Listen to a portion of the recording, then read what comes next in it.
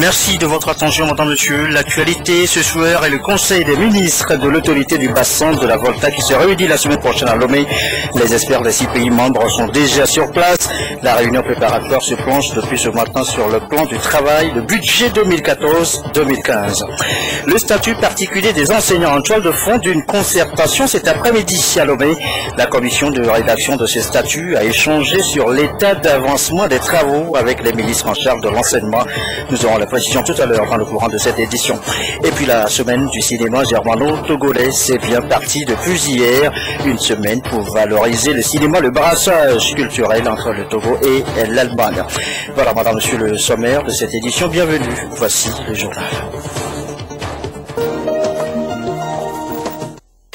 Bonsoir à tous. D'abord, ce message de félicitations du président Faure Gnassingbé pour ouvrir cette édition. Un message adressé à son Excellence, Monsieur Kalilash Purig, le président de la République de Maurice, qui célèbre sa fête nationale. Je voudrais, en cette circonstance, écrit Faure Gnassingbé, vous renouveler mes vœux ardents de santé et de bonheur pour vous-même et pour votre famille, ainsi que ceux de paix et de prospérité continue pour le peuple mauricien. Il me plaît également, à l'occasion de ce jour spécial, poursuit le président de la République, de saluer tout particulièrement la qualité des relations d'amitié, de coopération qui existent entre nos deux pays et de souhaiter vivement les voir se consolider et se diversifier et davantage. Voilà ce que dit en substance ce message du président de la République adressé à son homologue mauricien. Cela dit, l'actualité, le pouvoir, le dialogue pouvoir-opposition, c'est demain que s'ouvrent les discussions, donc annoncées, la primature entre la classe politique togolaise. Nous évoquons déjà donc le sujet ce soir. Mais d'abord, direction le palais des congrès, le siège du Parlement. Darma Darmani a reçu ce matin le consul honoraire de Belgique au Togo. Les précisions de l'entretien avec madame Béatrice Kokelman sur des propos recueillis par Aliou Ouro Tijri.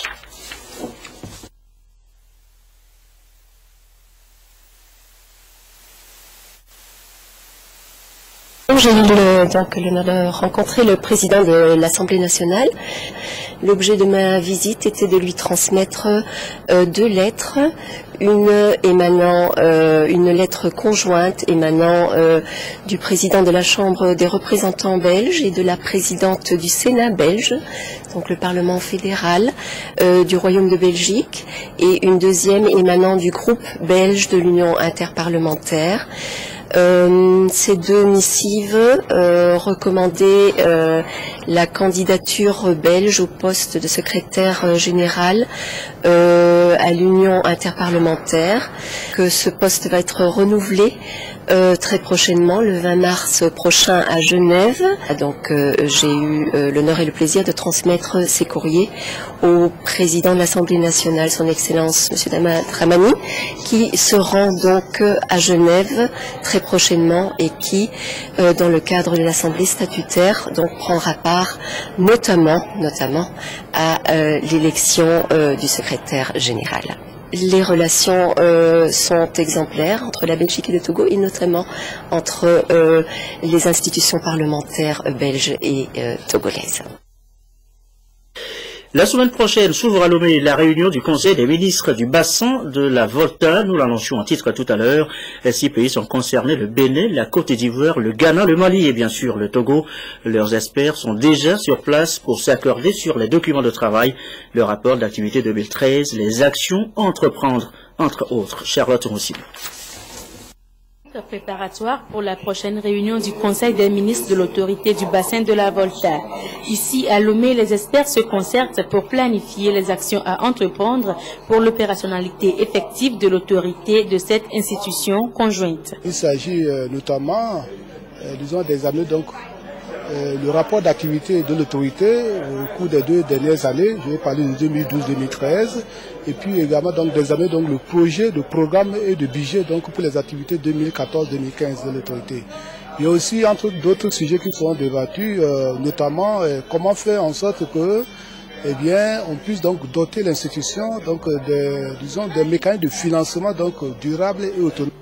Les enjeux économiques liés aux ressources en eau du bassin de la Volta sont énormes. Seule une gestion concertée peut permettre une mise en valeur de ces ressources. when you want to manage a resource, you have to realize that nous sommes au stade de préparer les documents, les règlements. Et la deuxième étape, c'est la construction des infrastructures. Et puis la troisième, c'est l'impact, les impacts que les activités auront sur nos vies. That are going to be ratified. Durant ces 7 ans d'existence, l'ABV a fait ses preuves dans la vie des États membres. De cette réunion préparatoire découleront des recommandations qui devront figurer dans l'agenda de la 5e réunion du Conseil des ministres prévue le 17 mars prochain à Lomé. La semaine prochaine donc, autre concertation à signaler dans l'actualité ce soir, eh bien c'est celle ouverte depuis ce matin entre organisations paysannes, société civile, partenaires techniques et financiers et le gouvernement. En toile de fond, le secteur agricole, 3 ans après la mise en œuvre du PNIASA, les discussions sont plus axées sur les exploitations agricoles familiales. Quelle solution pour une meilleure prise en compte dans les programmes de développement? Nathalie Panengui. Quel est le niveau réel d'implication de l'exploitation familiale dans les politiques et programmes de développement agricole au Togo après 3 années de mise en œuvre du PNIASA, Programme national d'investissement agricole et de sécurité alimentaire? La question préoccupe ici les institutions de la République, les partenaires techniques et financiers, les organisations paysannes et de la société civile. Notre agriculture est basée sur la famille, donc la famille qui est une unité de production, une unité de consommation, de commercialisation. Et donc nous estimons que chacun doit voir aujourd'hui comment il doit pouvoir contribuer pour que les acteurs et les membres de cette exploitation familiale soient vraiment sortent de la pauvreté. Cette session se situe aussi dans le contexte de la célébration de l'année internationale de l'agriculture familiale décrétée par les Nations Unies. Un espoir pour la coordination togolaise des organisations paysannes. L'année 2014 est décrétée comme l'année internationale de l'agriculture familiale. Donc, ça veut dire que chaque pays du monde ou bien de l'Afrique de l'Ouest maintenant, on est censé avoir dans chaque pays, comme le Togo, voir comment vit l'agriculture familiale.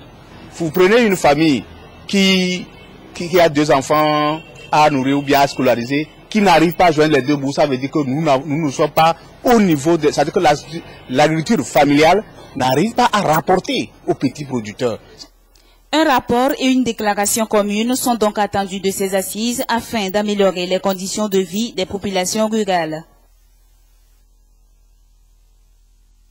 Aux enseignants, notre deuxième titre ce soir. Une commission avait été mise en place en décembre dernier, souvenez-vous, pour élaborer le statut particulier de ce corps, un statut qui devrait améliorer les conditions de vie et de travail des enseignants.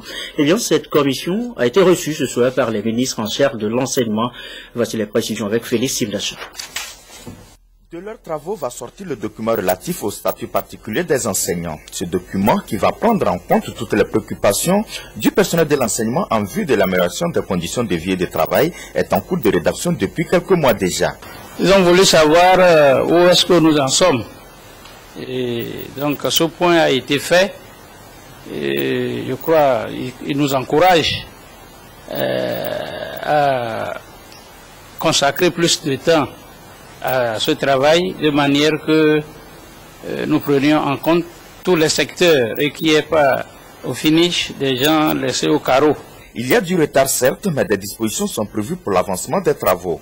La commission a eu à nous faire le point de ces travaux. Nous avons vu que du bon travail est fait. Seulement, il y a encore beaucoup à faire. Et donc, nous avons fait le constat que le travail qui était prévu pour le mois de mars ne pourra pas être terminé compte tenu de la complexité et des particularités auxquelles la Commission devrait faire face. À part cela, nous avons pris comme décision d'étoffer le comité pour qu'il puisse être plus rentable. Et nous avons demandé à la Commission ad hoc de prendre les dispositions pour accélérer le travail ou le rythme de travail de manière à ce que le statut particulier puisse être rendu dans les meilleurs délais. Cette rencontre voulue par les autorités vise à trouver des solutions négociées dans les meilleurs délais à la crise très répétée dans le secteur de l'éducation. Enseignement encore et cette séance de sensibilisation sur le CAMES et son nouveau plan stratégique de développement. À l'ouvrage, le professeur Bertrand Mbachi, secrétaire général du CAMES, l'auditoire, le corps enseignant de l'Université de Lomé, le compte-rendu et de Msoussou. Après 46 ans d'existence, le Conseil africain et malgache pour l'enseignement supérieur CAMES veut ratisser large. Pour un enseignement supérieur et une recherche de qualité au service du développement des 19 pays membres, cet organisme vient de se doter d'un plan stratégique de développement. C'est un levier pour une nouvelle dynamique de la recherche en cohérence avec la modernisation que le secrétaire général du CAMES, le professeur Bertrand Mbati, est venu présenter à ses collègues de l'Université de Lomé. Beaucoup de défis et d'innovations à apporter dans les domaines de recherche.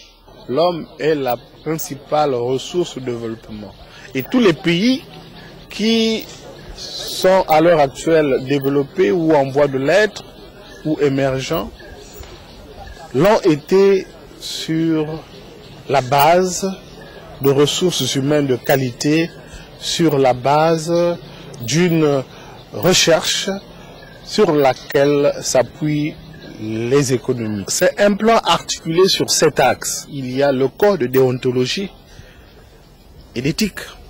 On ne peut pas faire le travail n'importe comment. Il faudrait travailler selon une méthode. Nous ne pouvons plus travailler comme par le passé dans un contexte du XXe siècle. Maintenant, c'est le contexte de la numérisation. Il y a également la valorisation et le soutien à la pédagogie, à la formation, à la recherche et à l'innovation. Présenté comme l'organisation de coordination des problématiques de l'enseignement supérieur des pays d'expression française d'Afrique et de Madagascar, le CAMES ne veut point agir en vase clos. Le plan stratégique de développement réserve une part belle au réseautage et au système de partenariat entre universités publiques et privées. Au Togo, on se met au pas et ça avance. Il y a 2-3 semaines, un accord a été signé ici à l'auditorium de l'Université de Lomé portant création de ce qu'on appelle la CEVEST, la conférence pour l'excellence et la valorisation de l'enseignement supérieur au Togo. Alors cet accord a été signé entre l'Université de Lomé, l'Université de Kara et 7 ou 8 établissements d'enseignement supérieur privés qui sont vraiment parmi les plus sérieux. Et au terme de cet accord, les universités publiques doivent les accompagner pour aller vers plus de professionnalisation. Du fait que nous avons l'encadrement du CAMES, il y a des choses que nous ne pouvons jamais nous permettre. Alors nous amenons donc les établissements d'enseignement supérieur privés vers nous pour les encadrer, pour les accompagner. C'est une démarche de sensibilisation et de plaidoyer pour la mise en œuvre du plan que le secrétaire général du CAMES a mené auprès de ses collègues du Togo. Très prochainement, une table ronde des partenaires techniques et financiers est prévue pour voir dans quelle mesure couvrir les 17 milliards de francs CFA que nécessite la mise en œuvre de cette vision. Et le corps enseignant des universités du Togo peut se targuer d'avoir dans ses rangs cette femme. Vous allez la voir, professeur Isabelle Glito, elle a de la compétence, du mérite, des valeurs reconnues et récompensées au-delà des frontières. En décembre dernier, Isabelle Glito est en effet lauréate du prix scientifique Kwame Nkrumah. Elle a été honorée hier à l'université de Lomé. Esther Laclèche. 20 ans d'études et 35 ans de carrière ont fait d'elle la lauréate du prix scientifique régional de l'Union africaine pour les femmes.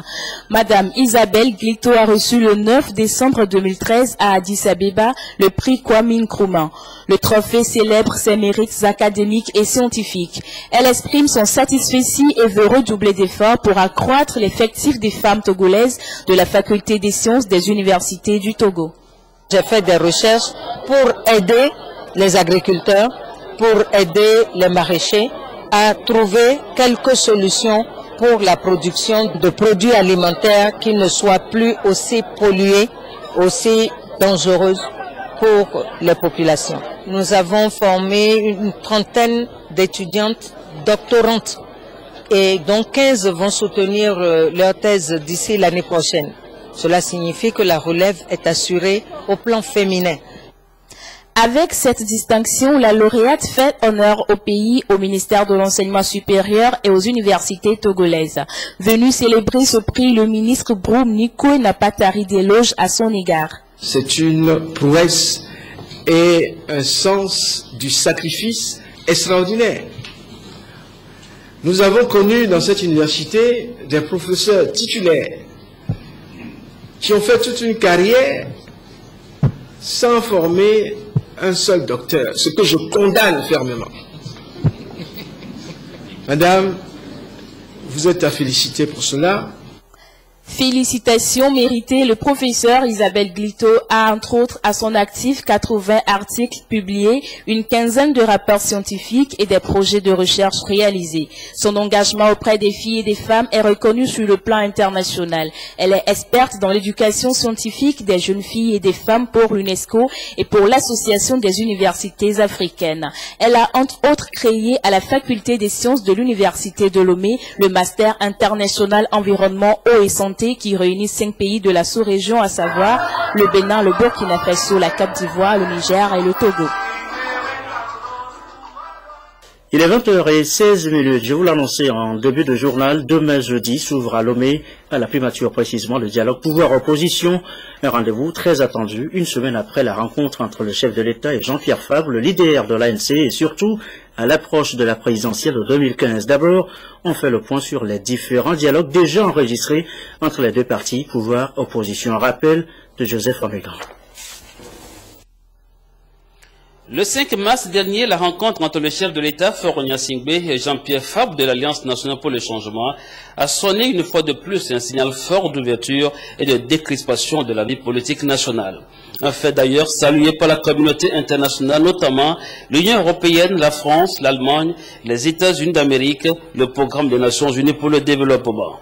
En réalité, cette rencontre entre le président de la République et l'opposition n'est pas nouveau. Depuis quelques années, le dialogue a toujours été une règle, un outil de gouvernance du président Faure Gnassingbé qui a su créer des cas de concertation et de rapprochement entre les différents acteurs politiques.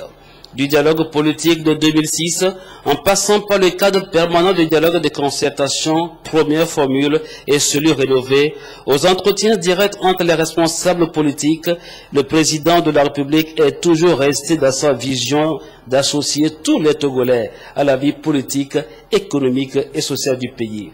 De toutes ces occasions de rencontre, les partis ont fait preuve de compréhension en sachant aller à l'essentiel, quand bien même tous les sujets sont d'une importance majeure. À chaque rencontre, les questions sur les réformes institutionnelles et constitutionnelles constituent des préoccupations pour les uns et pour les autres. Pour certains, ces réformes ont déjà fait l'objet d'accords, même si l'unanimité n'a pas marqué l'adhésion de certains partis politiques. Aujourd'hui, tout le monde s'accorde à dire que les résultats de ces accords peuvent servir de document de discussion au prochain dialogue annoncé sous l'égide du Premier ministre. Tout compte fait, quels que soient les résultats de ce dialogue ou de ces concertations, le cadre légal et institutionnel des discussions reste l'Assemblée nationale, comme l'a souligné et réitéré le chef de l'État. Pour une vie sociale apaisée, il est donc important pour chaque acteur politique d'avoir les yeux rivés sur l'intérêt national. La convergence de vues étant faite sur la nécessité d'un dialogue pour poursuivre les réformes entamées depuis quelques années sous l'autorité du président de la République. La présidentielle, vous disiez, c'est dans pratiquement maintenant un an. Les réformes constitutionnelles et institutionnelles sont à nouveau à l'ordre du jour des prochaines discussions. Mais quelles sont réellement les attentes des partis politiques engagés dans ce dialogue? Les tentatives de réponse. Aimé Abalo. Des formations politiques et regroupements de partis déclarent avoir reçu une invitation du Premier ministre pour des échanges à partir de ce jeudi 13 mars. Nous sommes invités par le Premier ministre à le rencontrer demain à 10 h pour une rencontre d'échange. Donc à la date d'aujourd'hui, nous ne savons pas le contenu des discussions que nous allons avoir avec le chef du gouvernement demain. Nous avons été conviés par le Premier ministre à une rencontre d'échange le vendredi matin à la primature. Et nous pensons que cette rencontre se situe dans le cadre de la recherche des voies et moyens pour parvenir aux réformes institutionnelles et constitutionnelles. Nous avons reçu effectivement l'invitation du gouvernement, donc de la part du Premier ministre, et après concertation des instances, l'arc-en-ciel va répondre positivement à cet appel de concertation parce que ça correspond à sa ligne politique. Chacun attend donc d'appréhender l'ordre du jour de la rencontre pour savoir la conduite à tenir. Mais ce que nous attendons, c'est demain que nous verrons le message du Premier ministre qui nous a invités. Et c'est à ce message que c'est à ce moment que nous saurons quoi répondre et dire quelles sont nos attentes. Les élections locales, par exemple, les réformes constitutionnelles et institutionnelles, c'est ça qui nous tient à cœur. Et le problème de la réforme, de la CENI, voilà les problèmes essentiels et le problème du développement économique du pays. Nous pouvons parler des réformes des institutions qui interviennent dans le processus électoral, à savoir la Cour constitutionnelle, la CENI, ainsi de suite. Donc il faut rapidement que ces réformes soient menées pour pouvoir préparer les prochaines élections électorales. Il y a aussi le problème épineux du mandat présidentiel. Vous n'êtes pas sans savoir que beaucoup de forums ont eu à débattre sur le sujet. Des conclusions ont été faites, des propositions également. Et nous pensons que prochainement, ces propositions et ces conclusions pourront rapidement être formalisées par le gouvernement pour être introduits au niveau de l'Assemblée nationale de façon que les élus du peuple puissent se prononcer là-dessus une fois pour toutes. Tous les regards seront donc tournés ce jeudi vers le siège du gouvernement togolais, d'où filtreront les échos de ces discussions très déterminantes pour l'apaisement politique et les échéances électorales prochaines au Togo. Dans le reste de l'actualité, cette rencontre comité de pilotage du projet de réaménagement de l'aéroport international Gnassingbé et Adéma, partenaires des compagnies aériennes, rencontre suivie de visites de sites, la nouvelle aérogare, le compte rendu Sylvain Aboudou. C'est une réunion technique entre le comité de pilotage du projet de réaménagement de l'aéroport international Gnassingbé et Adéma et les partenaires des compagnies aériennes au Togo. La réunion en elle consiste à mener des réflexions sur le fonctionnement de la nouvelle aérogare en construction afin de répondre aux normes et pratiques de l'OACI, Organisation internationale de l'aviation civile. Rencontre ponctuée d'une visite de terrain. Le timing est respecté, ce que je vois. Et dans certains domaines, on est même un peu en avance. Et nous ferons en sorte qu'en octobre, fin octobre, que ce peuple togolais vienne se debout, verra ce que le joyau que le chef de l'État a offert à ce peuple. Les travaux progressent bien. Nous avons fini actuellement le viaduc. L'équipement, tous les équipements sont en train d'arriver. Et la dernière partie, au mois de juin, on aura tout. Et progressivement, tout est en train de se dérouler. Selon le chef de la mission de contrôle Ahmed Kadi, les travaux avancent et la réception de cet ouvrage est prévue en octobre prochain. Les partenaires éprouvent déjà leur satisfaction. Je suis très impressionné par ce nouveau aérogare qui sera certainement une fierté pour Lomé en particulier et pour la sous-région en général. Et je peux vous dire félicitations pour le gouvernement togolais. C'est vraiment un bel ouvrage, c'est une belle réussite pour le Togo et pour toute la clientèle qui va voyager sur la compagnie aérienne et principalement Air France, je l'espère. Le contrôle et la surveillance des travaux sont assurés par la SECNA avec l'appui de Socotec International. L'ouvrage a un plan de masse de 21 000 m² devant accueillir 1 à 2 millions de passagers par an. Il comporte 3 niveaux, l'arrivée, le transit et le départ. Le nouveau site, une fois terminé, devra ressembler parfaitement à cette maquette. En attendant, je vous amène à présent à l'investiture des organes de l'ambassade chrétienne internationale de Jérusalem au Togo et sa mission, promouvoir la paix, la solidarité et le bien-être entre les nations. Une investiture, vous allez le voir dans l'allégresse. Regardez. Cette ambiance marque l'investiture des organes représentatifs de l'ambassade chrétienne internationale de Jérusalem sur le territoire national.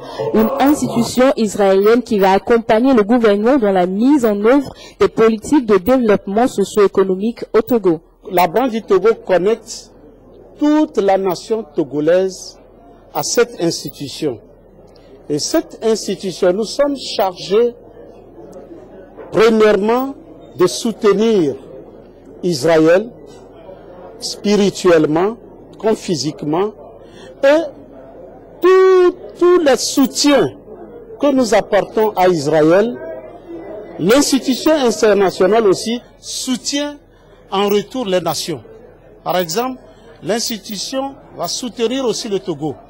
Un soutien aux actions du gouvernement salué par le ministre Kofi Essao qui se réjouit de l'installation de l'ambassade chrétienne internationale de Jérusalem au Togo. Je voudrais vous transmettre la gratitude du gouvernement pour cette initiative qui s'harmonise avec les priorités de lutte contre la pauvreté contenues dans la stratégie de croissance accélérée et de promotion de l'emploi SCAP, qui constitue le cadre d'intervention par excellence du gouvernement et de tous les partenaires. L'ambassade chrétienne internationale de Jérusalem existe déjà dans plus de 60 pays. Dans le cadre de cet événement, un projet d'aquaculture initié par l'Association des chrétiens évangéliques de la Côte d'Ivoire au profit du Togo a été présenté à cette institution chrétienne en vue d'assurer son exécution. Je bénirai ceux qui te béniront. C'est sur ce verset biblique que l'ambassade chrétienne internationale de Jérusalem, installée donc au Togo, va démarrer ses activités. Elle est fondée en 1980 en signe de soutien et de solidarité envers les peuples. Page de Eric Djanikou, Nancy Tchaman avec Esther Laclé. De la religion, venons-en à l'art. L'art qui célèbre la femme par cette touche féminine qui va de l'enchantement au commérage des femmes. Peint sur ces tableaux ici, vous allez le voir aussi, de l'Union européenne, une œuvre de Améganvi, roman raconté par Aïdem Souchoupo. L'Union européenne soutient l'art togolais et au-delà les femmes artistes. Des femmes qui, surtout pour l'amour de l'art, décident de consacrer leur vie à la peinture et à la sculpture. Améovi Omao est l'une de ces rares femmes togolaises qui s'intéressent à l'art. Depuis bientôt 25 ans, elle a acquis des qualités d'une artiste à la fois plasticienne, designer et vidéaste. Et ses œuvres exposées ici à la délégation de l'Union européenne reflètent une féminité qui laisse l'espace à l'imagination humaine. Mes tableaux, ce sont des enfantements si vous voulez. Et un enfant, ça ne s'explique pas. Je ne peux pas vous dire concrètement ce que ça veut dire, un à un, quand vous allez passer devant les tableaux. Mais mes œuvres parlent de la vie de la femme. La vie de la femme comment? Dans ses affaires, dans toute sa vie. Il y a les grandes toiles, juste derrière moi. Je les ai nommées commères. Pourquoi commères? Même quand vous regardez les femmes sur les tableaux, vous remarquez déjà que c'est des femmes qui papotent, qui parlent de quelqu'un ou de quelqu'une. Donc vous saurez déjà l'ambiance qui règne sur les œuvres. Les œuvres de cette artiste plasticienne designer sont dédiées, si l'on ose le dire, à l'enrichissement social de son pays, le Togo. L'Union européenne s'intéresse à tout ce qui peut bénéficier le Togo. Et parfois, c'est vrai, on parle beaucoup de gouvernance, de développement économique, des infrastructures, et on parle très peu de l'art. Et on oublie que l'art, les artistes, la culture est aussi un moteur de développement. Et que les artistes africains en général, et les artistes au Togo peuvent aussi jouer un rôle important dans les processus que vous avez entamés de développement. Ameovi Omao est arrivée à l'art à l'âge de 20 ans et progressivement, elle parvient à mieux lier le bois à la toile, le fer au plastique. Ses œuvres sont exposées et ouvertes au public pendant un mois, jusqu'au 11 avril prochain. Et puis la semaine du cinéma germano-togolais, c'est parti depuis hier, une semaine, pour valoriser le cinéma, le brassage culturel entre le Togo et l'Allemagne. Un reportage de Élisée Kodo. Cette projection retrace la vie, la passion, l'ambition des habitants d'Atakpami, ainsi que les activités de la Radio Kamina au temps colonial. Tout le décor est planté pour le lancement des activités de la cinématographie germano-togolaise au foyer des marins. L'ambassade d'Allemagne ainsi que l'école de cinéma, de réalisation audiovisuelle et de nouvelles technologies écran vont projeter des courts-métrages togolais et des longs-métrages allemands qui aborderont divers angles des réalités de la société. C'est dans le but de redynamiser cette communion artistique. Sur le plan historique, politique et aussi culturel, nous pourrons aussi trouver des liens communs entre le cinéma allemand et le cinéma togolais. C'est une priorité de mon mandat au Togo de redynamiser ce volet et de créer plus d'occasions pour que les Togolais se rendent compte de la valeur de la culture, mais aussi augmenter les échanges culturels. Et je suis très heureux de voir maintenant tant de personnes qui s'intéressent à la semaine du ciné germano-togolais. La ministre de la Communication, consciente de l'importance du cinéma et de la culture dans le développement, se réjouit de cette opportunité qui consacre les liens de coopération culturelle entre l'Allemagne et le Togo. C'est une occasion pour montrer l'importance de la culture, l'importance du cinéma notamment dans la vie, dans l'épanouissement des populations du Togo, mais aussi cette occasion pour montrer que le cinéma est une voie de rencontre de culture.